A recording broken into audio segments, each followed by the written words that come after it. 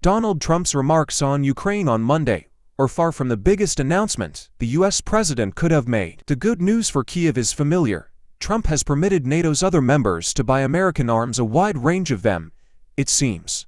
Included are the urgently needed Patriot interceptor missiles and the batteries that fire them.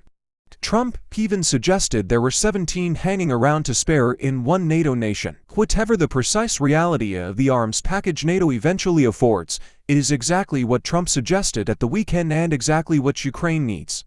The nightly barrage of Russian ballistic missiles can only be stopped by U.S. Patriot missiles, and only the White House can authorize their supply. Ukraine was short of these and other sophisticated American weapons that may not have been referenced by name and may be included in the deal. This is short-term, vital relief, but the sting for Ukraine comes in what was not announced: immediate secondary sanctions against customers of Russian energy, which could significantly empty Moscow's coffers. The scope of sanctions, proposed by a bill in the U.S. Senate, potentially 500% on all trade with those who buy Russian hydrocarbons, would have been devastating. And those sanctions would hit China and India, the U.S.'s main rival and key ally respectively, at a time when oil prices are low, but trade turmoil is high. The damage to energy markets would have been palpable, and the U.S. would also have been impacted by likely higher oil prices. But this comes with a significant delay. Together with the somewhat toothless threat of sanctions against Russia itself, there is almost no trade to penalize. 50 days gives Vladimir Putin until September for Trump to change his mind, or for the Russian president's rumored summer offensive to alter the battlefield reality to the point where Putin is happy to seek a freeze in a conflict.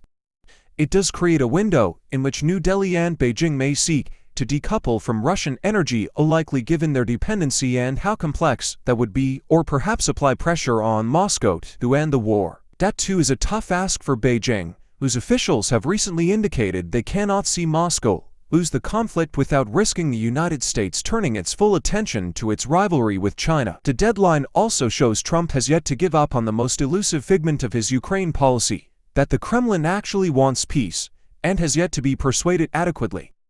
We have been here before, and Putin has let the ticking clock whiz past his ear. Yet it is important to seize upon Trump's change in tone, mood music being perhaps the more enduring indication of White House policy, and the specifics provided. There was a telling moment in which Trump stopped short of calling Putin an assassin, and painted an image of a White House where the First Lady often reminds him of how violently Kyiv is hit by Russian